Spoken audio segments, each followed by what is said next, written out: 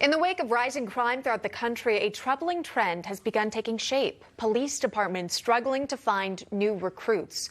For more on this, we welcome in the National Vice President of the Fraternal Order of Police and Houston Police Department Sergeant Joe Gamaldi. Nice to see you, Joe. Thanks so much for coming on. Have you noticed this trend? Tell me about what you're seeing. Yeah, I've been a police officer for 17 years, and this is the worst that I've ever seen recruitment and staffing. I mean, we've really reached a very dangerous tipping point here. I mean, recruitment is down nationwide. In Massachusetts, it's down 40%. In Illinois, it's down 70%. In New Jersey, it's down 90%.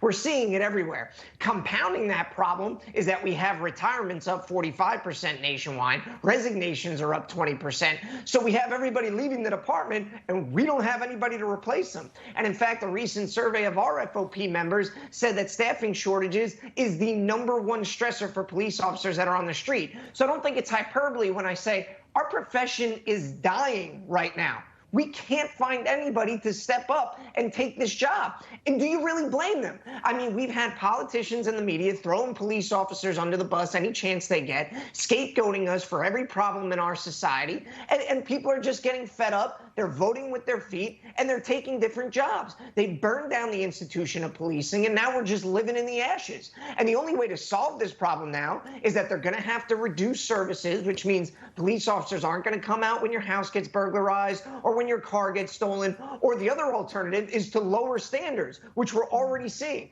In the NYPD, they're not going to be testing for marijuana anymore, and we're seeing more and more people allowed to come on this job with criminal histories. So if you don't think that's going to come around and bite us in the ass later on down the road, you got another thing coming. What about these retirements then? The people who've served their careers in law enforcement, and they've got families who've looked up to them and admired them for their work in protecting and serving the community. Are they encouraging the next generation to serve in law enforcement?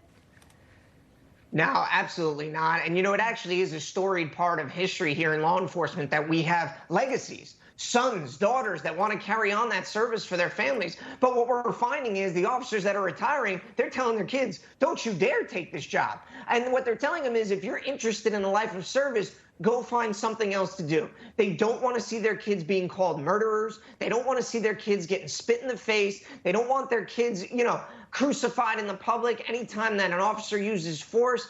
The fact of the matter is we're just very tired and frustrated in law enforcement. And as a result, that's why you're seeing recruitment numbers tanking. That's why you're seeing our retirement numbers up through the roof. These are all symptoms of a problem that we need to get back to actually supporting law enforcement in this country. I know that's such a novel concept, but that could help fix the problems that we're seeing.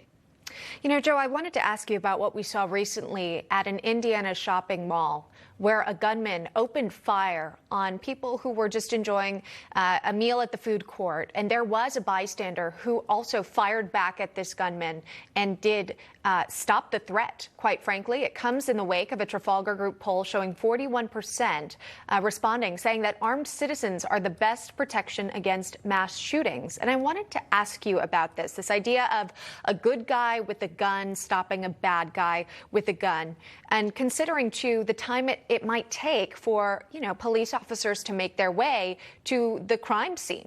Is an armed citizen someone who's going to help solve the problem while police are making their way there to the scene?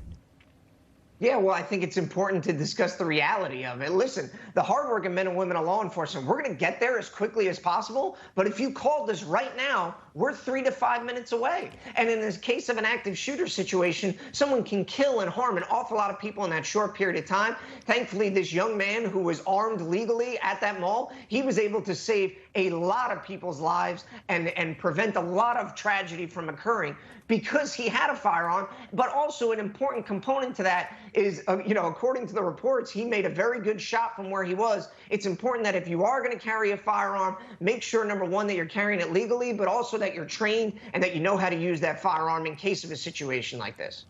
That's Sergeant Joe Gamaldi joining us this morning. Thank you, sir. Do appreciate the conversation today. Thank you.